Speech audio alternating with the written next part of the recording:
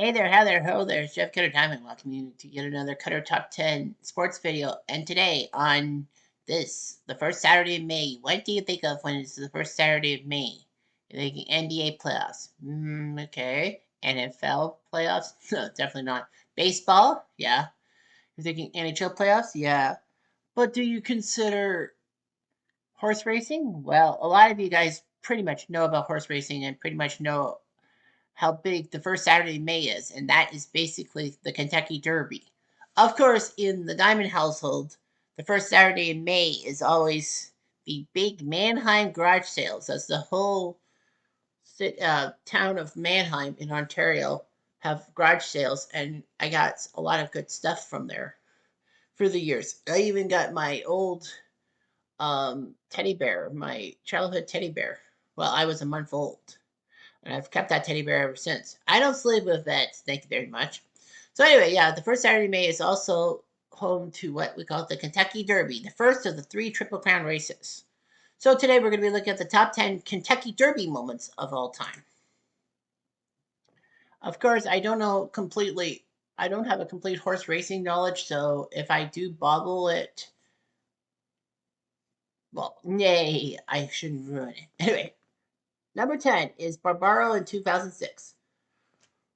Barbaro actually had a great run as a horse that could win it all. And in 2006, he was dominant. He was up by 6 lengths, which was actually quite impressive and all that. So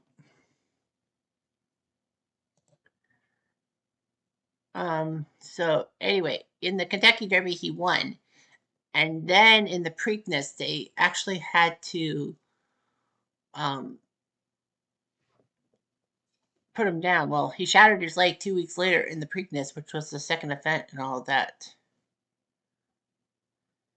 So it ended his career and all that. He unfortunately would have some laminitis and all that and had to be euthanized.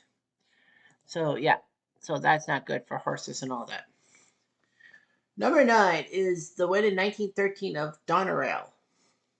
What's that name? Doneraile.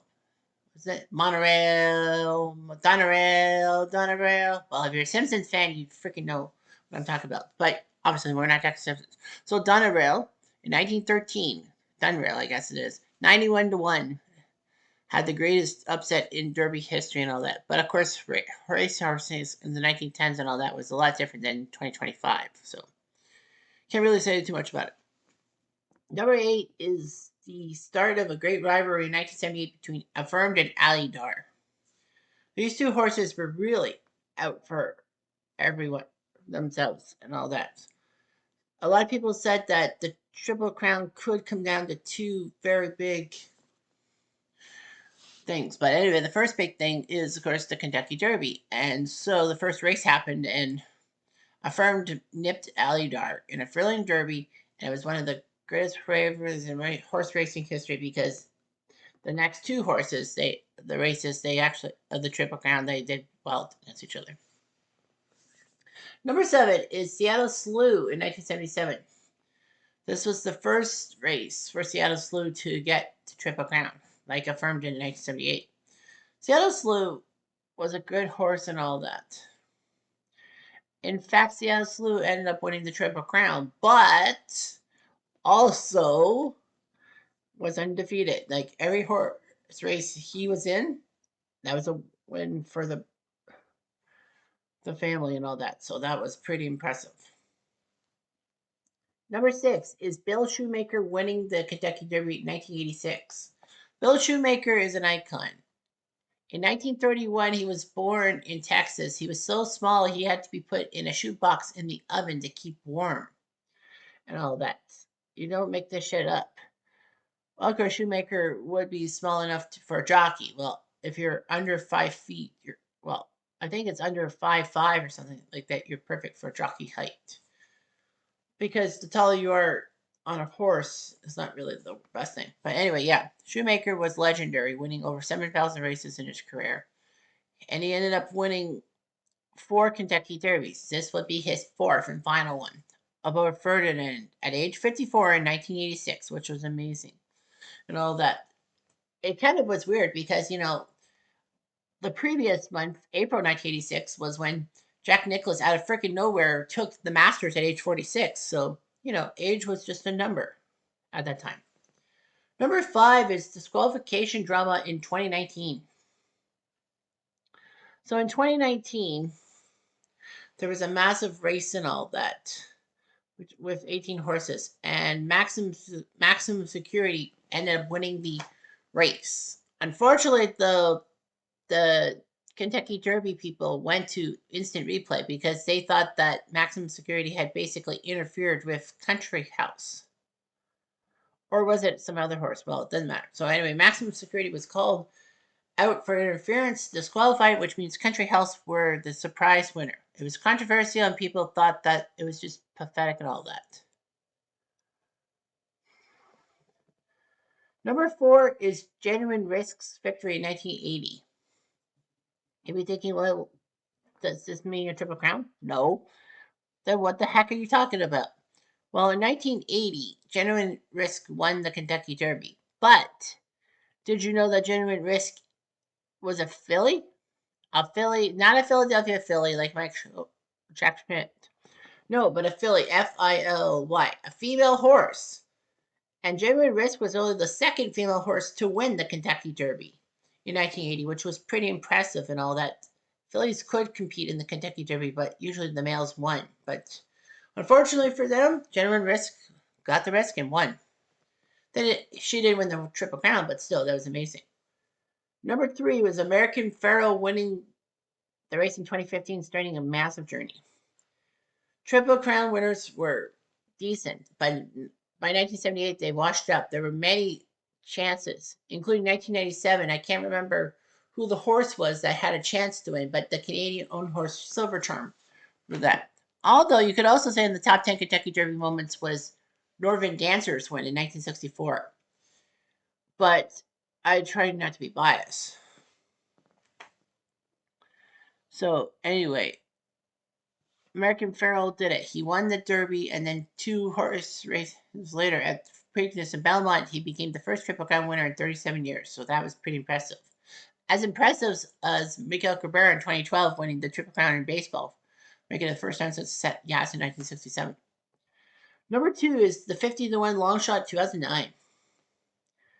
It was a good race and all that. However, Mind That Bird was not really expected to do that well. As I look at that and all that. At 50-1 odds, it was actually amazing and all that. Born in Kentucky and all that. And I actually was related to Norvin Dancer, which of course is the Canadian horse that won the 1964 championship. So anyway, did all that. And then at Kentucky Derby, the natural dirt track was rated as sloppy and all that. So Calvin Borel was there too. Mind That Bird could not do it. He was 8 lengths behind the rest of the field. So basically, he was too far back. However, Calvin Borel, who won the 2007 Kentucky Derby with Street Sense, had the ground-saving, rail-skimming riding technique. Charged past horses around the backstretch and was there and all that.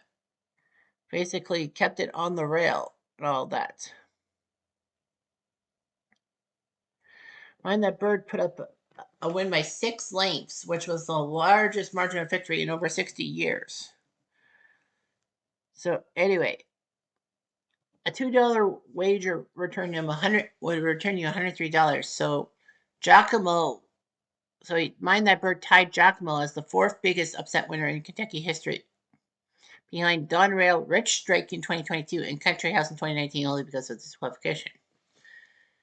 So it was just amazing and all that.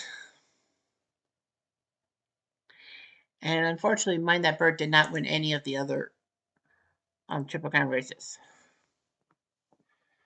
And number 1 is Secretariat. Who else? 1973. Secretariat is an icon. And all that big red with the bigger than average heart of a horse. And the great Ron Turcotte, Canadian, riding him as a jockey. Well, Secretariat was poised to win the Triple Crown. They wanted him to win the Triple Crown, and he did just that. But the first step was the Kentucky Derby, pulling it off in 1:59.4. So 1 minute 59.4 seconds, under 2 minutes. Nobody has ever come close to beating the Kentucky Derby in under 2 minutes, except for Secretariat. That's how dominant Secretariat was at the Kentucky Derby, and one of the greatest horses of all time. And of course, we all know about the Belmont Stakes, winning by 31 lengths. It was just amazing to see. But that's the way it goes. That is. So anyway, that's all for the Kentucky Derby stuff. I'm Jeff Diamond. Adieu.